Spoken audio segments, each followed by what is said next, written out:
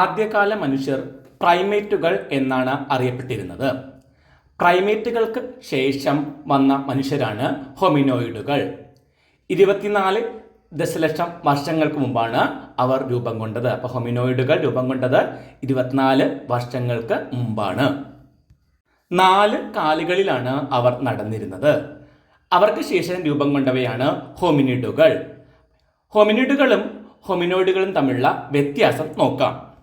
വലിപ്പം കൂടിയ തലച്ചോറായിരുന്നു, ചുരുങ്ങിയ താടിയെല്ല്, ചെറിയ പല്ലുകൾ, ഇരു കാലുകളിലും നിവർന്നു നടന്നു. അപ്പോൾ വലിപ്പം കൂടിയ തലച്ചോറ്, ചുരുങ്ങിയ താടിയെല്ല്, ചെറിയ പല്ലുകൾ, ഇരു കാലുകളിലും നിവർന്നു നടന്നു. ഹോമിനിഡുകളെ രണ്ടായി തിരിക്കാം, ആസ്ട്രോലോപിത്തക്കസും ഹോമോയും. അപ്പോൾ ആസ്ട്രോലോപിത്തക്കസ് 5.6 ദശലക്ഷം വർഷങ്ങൾക്ക് മുമ്പ് ഉത്ഭവിച്ച് ചെറിയ തലച്ചോറായിരുന്നു, ഉന്തിയ താടി, വലിയ പല്ലുകൾ. ആസ്ട്രോലോപിത്തക്കസിന് 5.6 ദശലക്ഷം വർഷങ്ങൾക്ക് മുമ്പായിരുന്നു അവ. ചെറിയ തലച്ചോറായിരുന്നു, ഉന്തിയ താടി, വലിയ പല്ലുകൾ. ഹോമോ 2.5 ദശലക്ഷം വർഷങ്ങൾക്ക് മുമ്പായിരുന്നു, വലിയ തലച്ചോറായിരുന്നു, ചുരുങ്ങിയ താടിയാണ്, ചെറിയ പല്ലുകളാണ്. ഹോമോയോ അവയുടെ സവിശേഷതകൾ അടിസ്ഥാനപ്പെടുത്തി 3ആയി തിരിക്കാം. അപ്പോൾ ഹോമോയെ നമുക്ക് 3ആയി തിരിക്കാം. ഹോമോ ഹാബിലസ് ഉപകരണ നിർമ്മാതാവാണ് ഹോമോ ഹാബിലസ്. ഹോമോ ഇറക്ട്സ് നിവർന്നു നടക്കുന്നയാളാണ് ഹോമോ ഇറക്ട്സ്. ഹോമോ സാപ്പിയൻ വിവേകിയായ മനുഷ്യൻ.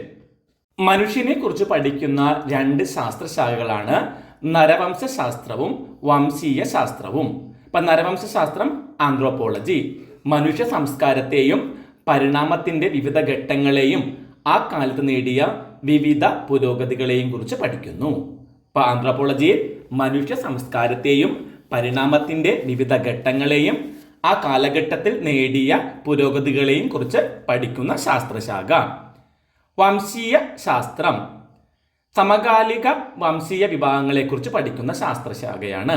സമകാലിക വംശീയ വിഭാഗങ്ങളെക്കുറിച്ച് അവരുടെ ജീവസന്ധാരണ രീതികൾ, സാങ്കേതിക വിദ്യ, സ്ത്രീയുടെയും പുരുഷന്റെയും ധർമ്മങ്ങൾ, ആചാരങ്ങൾ, രാഷ്ട്രീയ സ്ഥാപനങ്ങൾ എന്നിവയെക്കുറിച്ച് പഠിക്കുന്നു. അപ്പോൾ ഏതെല്ലാം പഠനം നടക്കുന്നു? ജീവസന്ധാരണ രീതികൾ, സാങ്കേതിക വിദ്യ, സ്ത്രീയുടെയും പുരുഷന്റെയും ധർമ്മങ്ങൾ, ആചാരങ്ങൾ, രാഷ്ട്രീയ സ്ഥാപനങ്ങൾ എന്നിവയെക്കുറിച്ച് പഠിക്കുന്നു. യൂഫ്രട്ടീസ്, ടൈഗ്രിസ് എന്നീ നദികൾക്കിടയിൽ സ്ഥിതി ചെയ്യുന്ന ഒരു പ്രദേശമാണ് ഏത്? മെസൊപ്പൊട്ടേമിയ. ലോകത്തിൽ ആദ്യമായി നഗരജീവിതം ആരംഭിച്ചത് ഇവിടെയാണ്. ഇന്നത്തെ ഇറാഖ് എന്നാണ് ഈ പ്രദേശം അറിയപ്പെടുന്നത്. നദികൾക്കിടയിലുള്ള പ്രദേശം എന്നാണ് മെസൊപ്പൊട്ടേമിയ എന്ന വാക്കിന്റെ അർത്ഥം. നദികൾക്കിടയിലുള്ള പ്രദേശം. അവിടുത്തെ പ്രധാനപ്പെട്ട നഗരങ്ങളായിരുന്നു ഊർ, ഉറുക്ക്, മാരി എന്നിവ. ഏതെല്ലാമാണ്? ഊർ, ഉറുക്ക്, മാരി എന്നിവ. നാഗരിക സംസ്കാരത്തിന്റെ ആവിർഭാവത്തിന് അവിടത്തെ ഭൂമിശാസ്ത്രം പ്രധാന പങ്കുവഹിച്ചിട്ടുണ്ട്. ഇവിടുത്തെ ജനത വെങ്കലം കൊണ്ടുള്ള ഉപകരണങ്ങളാണ് ഉപയോഗിച്ചിരുന്നത്, ആയുധങ്ങൾ ഉപയോഗിച്ചിരുന്നു.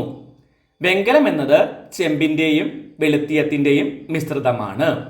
ഇവിടെ നഗരങ്ങൾ ഉയർന്നു വന്നത് വെങ്കലം ഉപയോഗിച്ച കാലഘട്ടത്തിലാണ്. വെങ്കലം ഉപയോഗിച്ചത് കൊണ്ടാണ് ഇവിടെ നഗരങ്ങൾ ഉണ്ടായെന്ന് വേണമെങ്കിൽ പറയാം. അപ്പൊ മെസൊപ്പൊട്ടേമിയൻ സംസ്കാരം ഒരു വെങ്കലയുഗ സംസ്കാരമാണ്. മെസൊപ്പൊട്ടേമിയൻ സംസ്കാരം വെങ്കലയുഗ സംസ്കാരമാണ്. മെസൊപ്പൊട്ടേമിയയുടെ ഭൂമിശാസ്ത്രം നോക്കാം. വടക്ക് ഭാഗത്ത് പുൽമേടുകൾ, ജനങ്ങളുടെ തൊഴിൽ അവിടെ കാലിമേക്കലായിരുന്നു.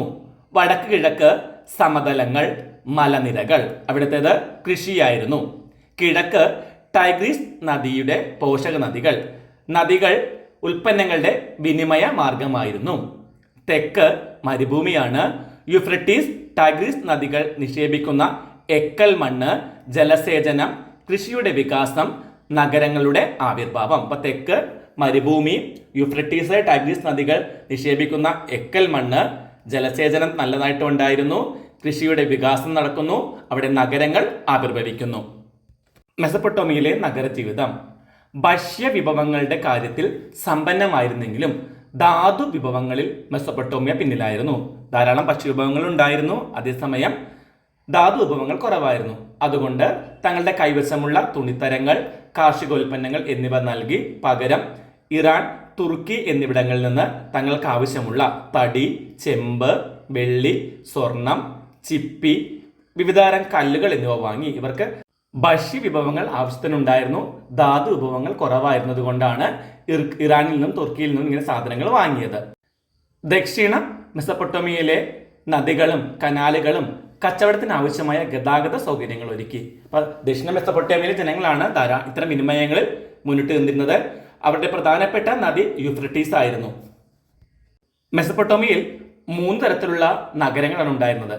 ക്ഷേത്രങ്ങൾക്ക് ചുറ്റുമായി വളർന്നു വന്ന നഗരങ്ങൾ, 1 ക്ഷേത്രങ്ങൾക്ക് ചുറ്റുമായി വളർന്നു വന്ന നഗരങ്ങൾ, 2 വ്യാപാര കേന്ദ്രങ്ങളായി വളർന്നു വന്ന നഗരങ്ങൾ, 3 രാജകീയ നഗരങ്ങൾ. അപ്പൊ ക്ഷേത്രങ്ങൾക്ക് ചുറ്റുമായി വളർന്നു വന്നവ, വ്യാപാര കേന്ദ്രങ്ങളായി വളർന്നു വന്നവ രാജകീയ നഗരങ്ങൾ. ആരാധനയുടെ കേന്ദ്രബിന്ദു ദൈവമായിരുന്നു.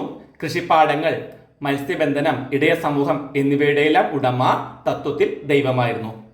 പ്രകൃതിദത്തമായ ഫലഭൂഷ്ടി ഉണ്ടായിരുന്നുവെങ്കിലും കൃഷി ചില പ്രതിബന്ധങ്ങൾ നേരിട്ടിരുന്നു. അതായത് യൂഫ്രട്ടീസ് നദിയിലെ വെള്ളപ്പൊക്കം, യൂഫ്രട്ടീസിന്റെ കൈവഴിയിൽ ഗതിമാറി ഒഴുകിയതൊക്കെ ഇവർക്ക് വലിയ പ്രശ്നങ്ങളായിരുന്നു. അപ്പൊ മുകൾ ഭാഗത്ത് താമസിക്കുന്നവർ നദീജലത്തെ തങ്ങളുടെ പാടത്തേക്ക് വഴിതിരിച്ചു വിടുന്നത്, കൈവഴികളിലെ എക്കൽ മണ്ണ് നീക്കം ചെയ്യാത്തത് എന്നിവ പലപ്പോഴും പ്രശ്നങ്ങൾക്ക് കാരണമായി. ഇതുമൂലം യുദ്ധങ്ങൾ വരെ ഉണ്ടായിട്ടുണ്ട്. അണുകുടുംബങ്ങളാണ് അവിടെ നിലവിലിരുന്നത്. മെസപ്പൊട്ടോമിയയിലെ നഗരങ്ങൾ ആസൂത്രിതമായിരുന്നില്ല. ഒരു നഗരത്തിൽ ഒരു ശ്മശാനം ഉണ്ടായിരുന്നു. BC 2000 ആകുമ്പോഴത്തേക്കും രാജ്യതലസ്ഥാനമായി മാരി വികസിച്ചു വരുന്നു. മാരിയിൽ കർഷകരും ഇടയരും ജീവിച്ചിരുന്നു. മാരിക്ക് സൈനികമായ ശക്തി ഉണ്ടായിരുന്നില്ലെങ്കിലും സാമ്പത്തികമായി മാരി ഉന്നത നിലയിലായിരുന്നു. BC 3200 മെസപ്പൊട്ടോമിയൻ ഫലകം എഴുതപ്പെട്ടത്. ഇതിൽ ചിത്രങ്ങളെ പോലെയുള്ള ചിഹ്നങ്ങളും അക്കങ്ങളുമാണ് ഉള്ളത്. BC 3200 ഇത് എഴുതപ്പെട്ടത്. ഇതിൽ ചിത്രങ്ങളെ പോലെയുള്ള ചിഹ്നങ്ങളും അക്കങ്ങളുമാണ് ഉള്ളത്. സമൂഹത്തിന് സാധനങ്ങളുടെ വിനിമയത്തിന്റെ രേഖകൾ സൂക്ഷിക്കേണ്ടി വന്നപ്പോഴാണ് എഴുത്തുവിദ്യ ആവിർഭവിച്ചത്. സമൂഹത്തിന് സാധനങ്ങളുടെ വിനിമയത്തിന്റെ രേഖകൾ സൂക്ഷിക്കേണ്ടി വന്നപ്പോൾ അവർ കളിമൺ പലകയിലാണ് എഴുതിയിരുന്നത്. ഇവർ എഴുതിയിരുന്നത് കളിമൺ പലകയിലായിരുന്നു. അക്ഷരങ്ങൾക്ക് ആപ്പിന്റെ ആകൃതിയായിരുന്നു. കളിമൺ പലകയിലാണ് എഴുതിയിരുന്നത്. അക്ഷരങ്ങളുടെ ആകൃതി ആപ്പിന്റെ ആകൃതിയായിരുന്നു. അതുകൊണ്ടാണ് ഇത് ക്യൂണിഫോം ലിപി എന്നറിയപ്പെടുന്നത്. എന്താണ് ക്യൂണിഫോം എന്നാണ് അറിയപ്പെടുന്നത്. ഒരു ക്യൂണിഫോം ചിഹ്നം ഒരു അക്ഷരത്തെയാണ് പ്രതിദാനം ചെയ്യുന്നത്. ഒരു ക്യൂണിഫോം ഒരു അക്ഷരത്തെ പ്രതിദാനം ചെയ്യുന്നു. നനഞ്ഞ കളിമൺ ഫലകം ഉണങ്ങുന്നതിന് മുമ്പ് അറ്റം കൂർത്ത നാരായം കൊണ്ടാണ് ഇവ എഴുതിയിരുന്നത്. നനഞ്ഞ കളിമൺ ഫലകം ഉണങ്ങുന്നതിന് മുമ്പ് അറ്റം കൂർത്ത നാരായം കൊണ്ട് ഇവ എഴുതിയിരുന്നു. രാജാക്കന്മാർ വ്യാപാരത്തെയും എഴുത്തുവിദ്യയും നിയന്ത്രിച്ചിരുന്നു. വിവരങ്ങൾ ശേഖരിച്ചു വെക്കാനും സന്ദേശങ്ങൾ അയക്കാനും എഴുത്തുവിദ്യ സഹായിച്ചു. വിവരങ്ങൾ ശേഖരിച്ചു വെക്കാൻ, സന്ദേശങ്ങൾ അയക്കാൻ. ഇതിനു പുറമെ മെസപ്പൊട്ടോമിയയിലെ നാഗരിക സംസ്കാരത്തിന് ചിഹ്നമായിരുന്നു അവരുടെ എഴുത്തുവിദ്യ. മെസപ്പൊട്ടോമിയയിലെ നാഗരിക സംസ്കാരത്തിന് ചിഹ്നമായിരുന്നു അവരുടെ എഴുത്തുവിദ്യ. ശാസ്ത്രരംഗം, ഗണിതശാസ്ത്രം, കാലം കണക്കാക്കൽ എന്നിവയിൽ അവ ശ്രദ്ധേയമായ സംഭാവനകൾ നൽകിയിട്ടുണ്ട്. ഗണിതശാസ്ത്രം, കാലം കണക്കാക്കൽ എന്നിവയിൽ ഗുണനം, ഹരണം, ക്ഷേത്രഗണിതം, വർഗമൂലം, കൂട്ടുപലിശ എന്നിവ രേഖപ്പെടുത്തിയ ഫലങ്ങൾ കണ്ടെടുത്തിട്ടുണ്ട്. ഗുണനം, ഹരണം, ക്ഷേത്രഗണിതം, വർഗമൂലം, കൂട്ടുപലിശ എന്നിവ രേഖപ്പെടുത്തിയ ഫലകങ്ങൾ. വാനനിരീക്ഷണവും എടുത്തു പറയേണ്ട ഒന്ന് തന്നെയായിരുന്നു. പ്രധാനപ്പെട്ട നേട്ടങ്ങൾ ഗുണനം, ഹരണം, ക്ഷേത്രഗണിതം, വർഗമൂലം, കൂട്ടുപലിശ, ജ്യോതിശാസ്ത്രം എന്നിവയെല്ലാം ഇവരുടെ പ്രധാനപ്പെട്ട നേട്ടങ്ങളിൽ വരുന്നവയാണ്. ഒന്നുകൂടി: ഗുണനം, ഹരണം, ക്ഷേത്രഗണിതം, വർഗമൂലം, കൂട്ടുപലിശ, ജ്യോതിശാസ്ത്രം എന്നിവ. മനുഷ്യൻ ആവിർഭവിച്ചു എന്ന് കരുതുന്ന ഭൂഖണ്ഡം ഏതാണ്? ആഫ്രിക്ക.